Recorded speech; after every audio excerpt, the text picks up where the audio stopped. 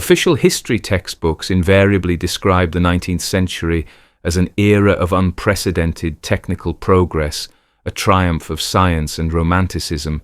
We are painted pictures of gallant gentlemen, the invention of steam engines, and the flourishing of literature. However, behind this glossy facade lies a grim reality that academic science prefers to shamefully keep silent about or speak of only in whispers.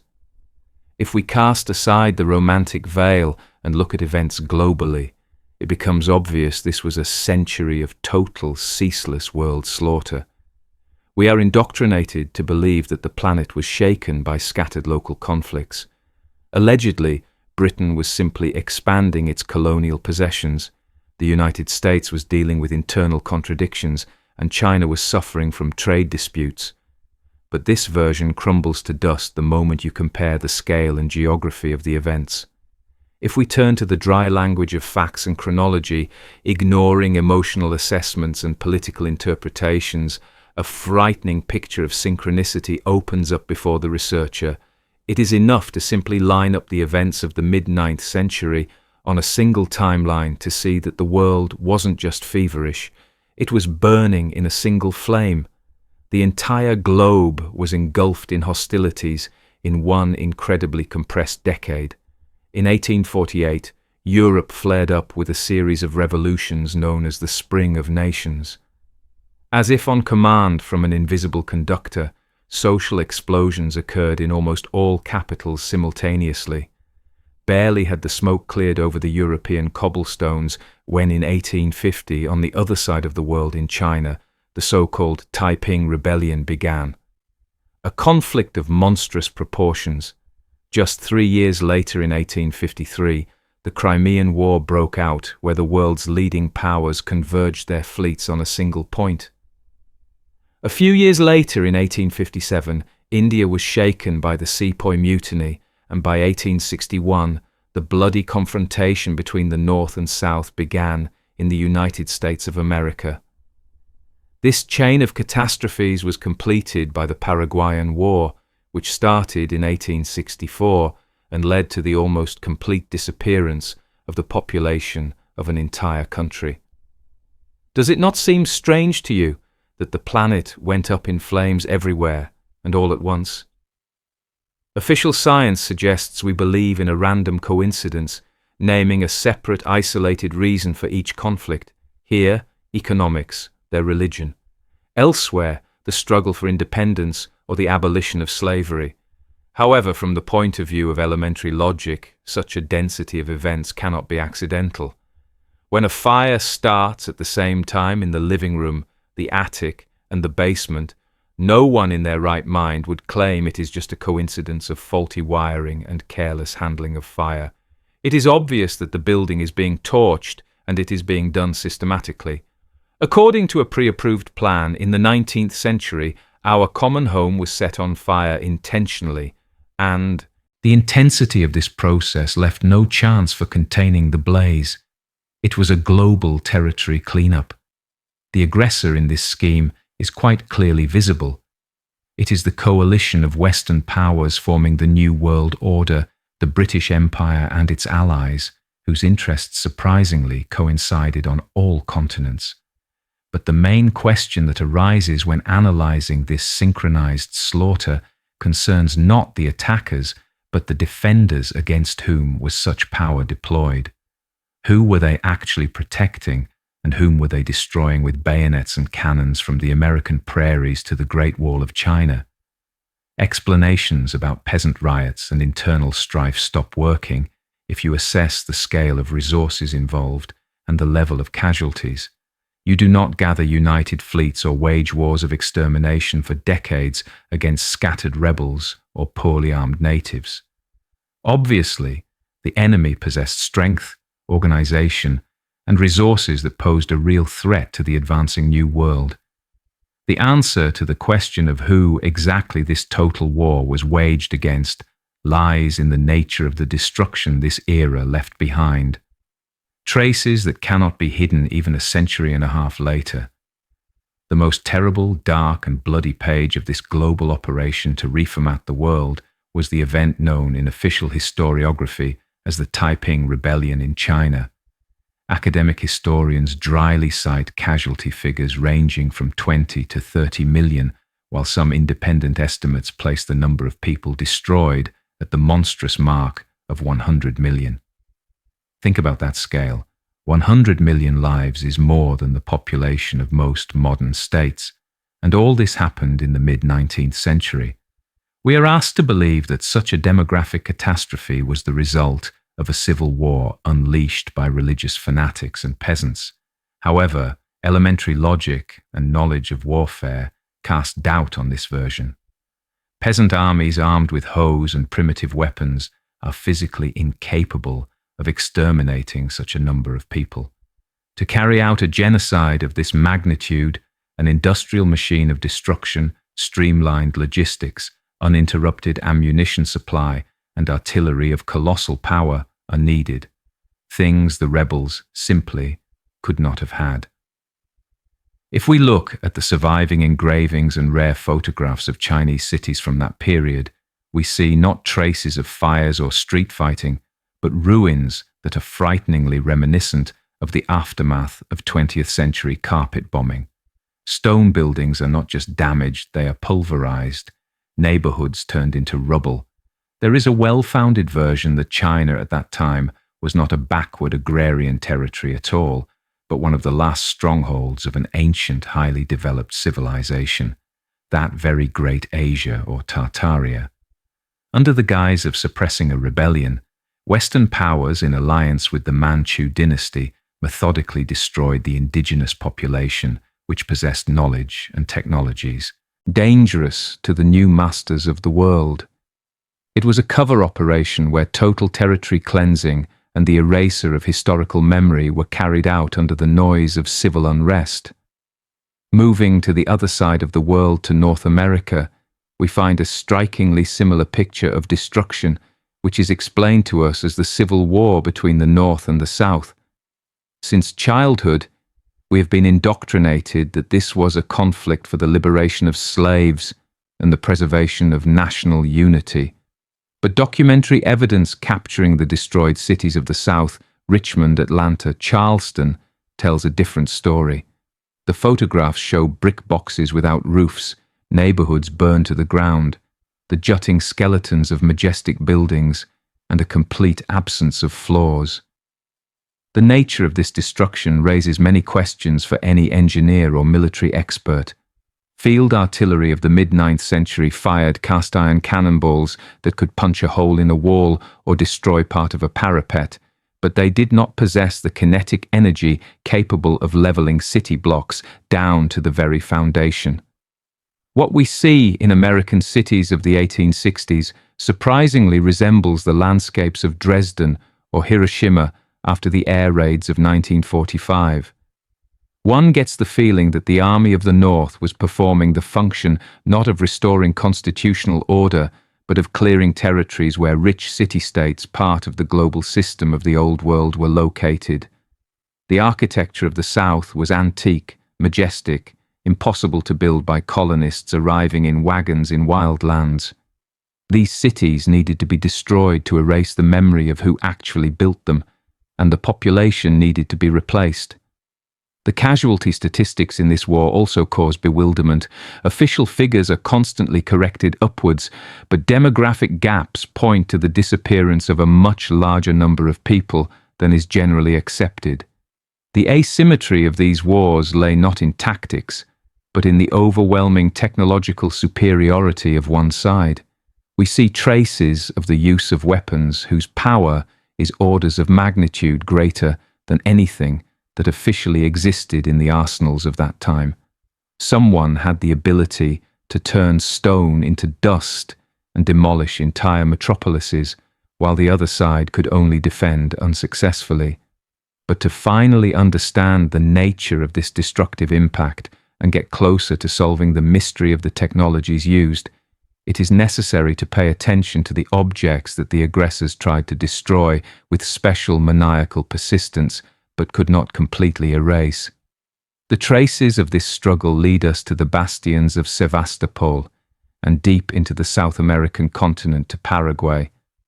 The Crimean War, presented by official history as a conflict between Russia and a coalition of Britain, France, and Turkey for control of the Straits, turns into one of the most mysterious operations of the 19th century upon closer inspection. If we discard the political rhetoric of that time and look at the map of hostilities, a logical question arises. Why would the world's greatest powers send their huge fleets into the closed Black Sea, spend colossal resources, and besiege a single city, Sevastopol, for years? From a military point of view, such a concentration of forces and means for the sake of one dot on the map looks absurd, unless the true goal differed from the declared one. Sevastopol was not just a strategic port. Its bastions were cyclopean structures literally carved into the bedrock with an extensive network of underground communications and complex engineering infrastructure. The claim that such fortifications were erected with picks and shovels by soldiers and sailors under continuous enemy fire does not hold water. The volume of earth and rock work required to create such a system is comparable to building a subway, which is impossible to accomplish under siege conditions in a short time. It is more logical to assume that Sevastopol, like many other so-called star forts around the world, was an object of ancient infrastructure. It creates the impression of a kind of rigged match during which two huge forces destroy an ancient city and at the same time utilize the excess male population of their countries in senseless frontal assaults labeled by historians as meat grinders. We find an even more tragic and illustrative example of cleansing in South America. The Paraguayan War, which began in 1864, represents an unprecedented act of genocide. Tiny Paraguay stood against giants, Brazil, Argentina, and Uruguay. The outcome of this conflict is monstrous, even by the standards of the cruelest wars. Up to 90% of the male population of the country died. Such statistics testify that the goal was not the defeat of the army or a change of government, but the total physical liquidation of carriers of a specific cultural and genetic code. Historians admit that pre-war Paraguay was a unique state, self-sufficient, with developed industry, railways, and telegraphs built without crippling British loans. It was a system country, falling out of the control of the forming global financial web. There is a high probability that Paraguay was a kind of sanctuary, an enclave where deep in the continent remnants of the previous civilization remained, trying to survive and preserve their technologies.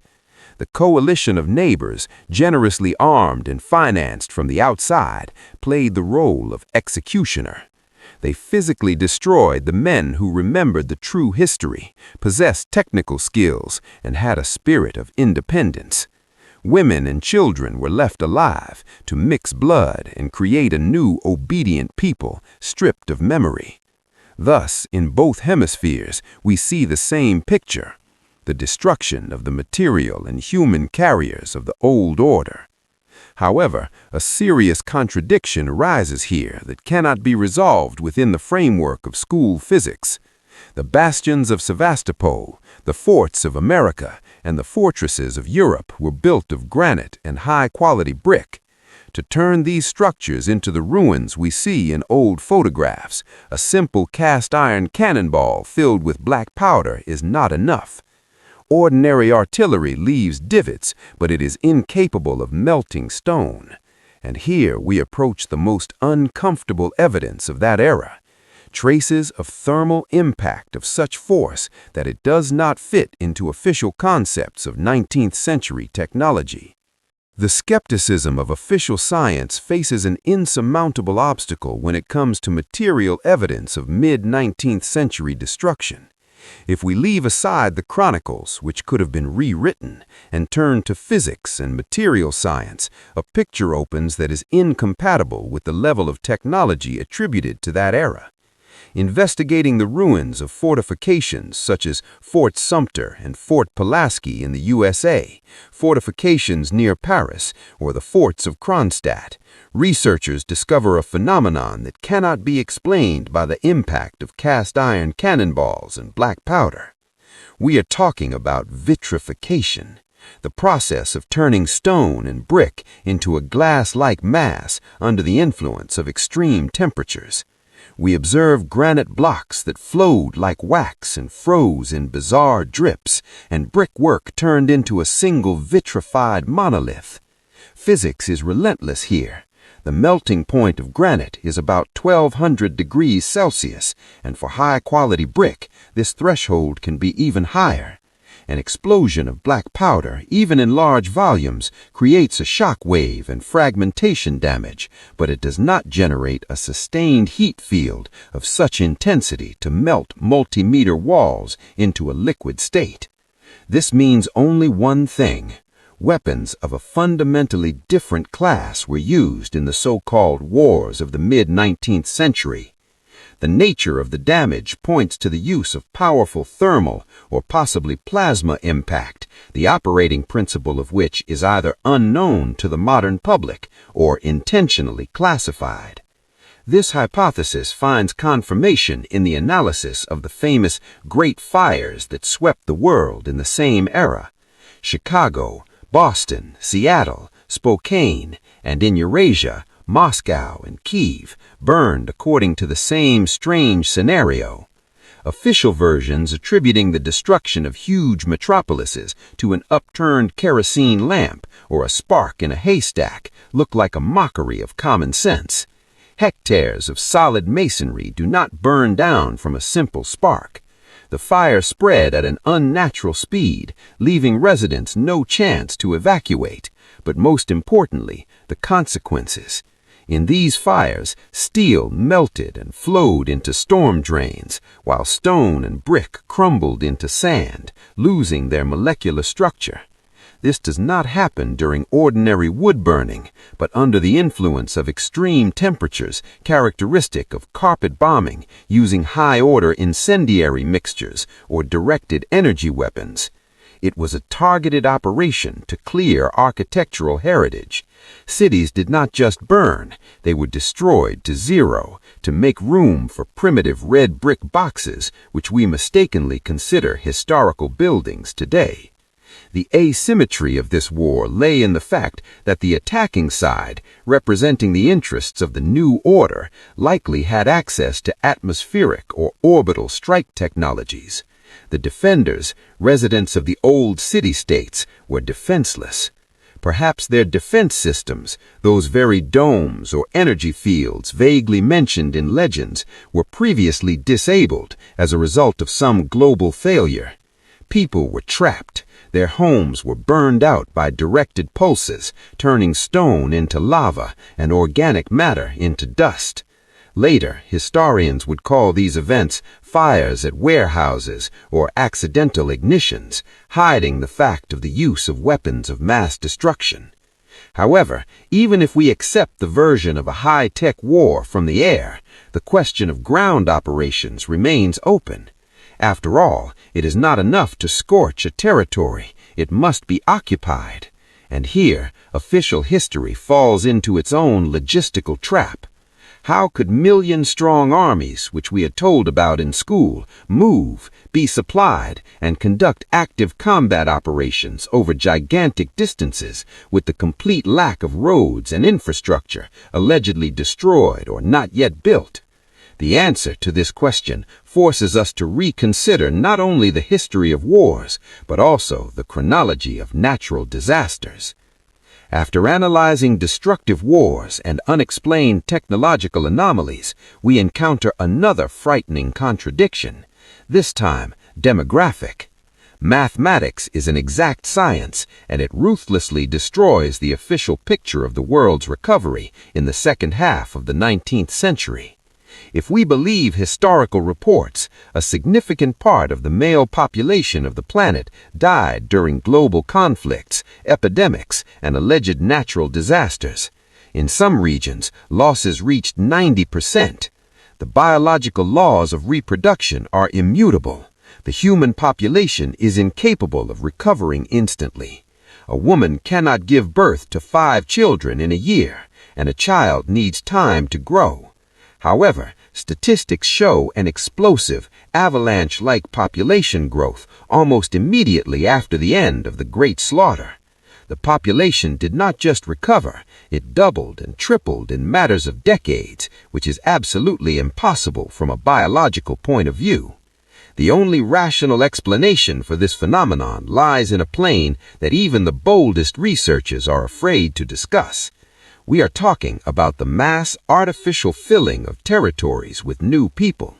It is precisely in the mid-19th century that thousands of huge foundling hospitals and orphanages opened all over the world, as if on command. The term "children of the regiment" appears, and in the United States, entire orphan trains circulate distributing homeless children to empty cities and farms. Where did millions of children without parents come from overnight? Their origins are foggy. Documents are often missing or forged. These children, deprived of ancestral memory and connection with the past, were drilled in conditions of strict discipline, given new, often standardized surnames, and prepared for the role of ideal performers, workers for factories, and soldiers for new armies. There is a frightening theory supported by strange. The winners appropriated the technologies of the defeated, but gave us only their degraded, commercially profitable versions. Instead of the clean and infinite energy of the ether that powered the destroyed star forts, humanity was put on the needle of hydrocarbons, coal, oil, and gas.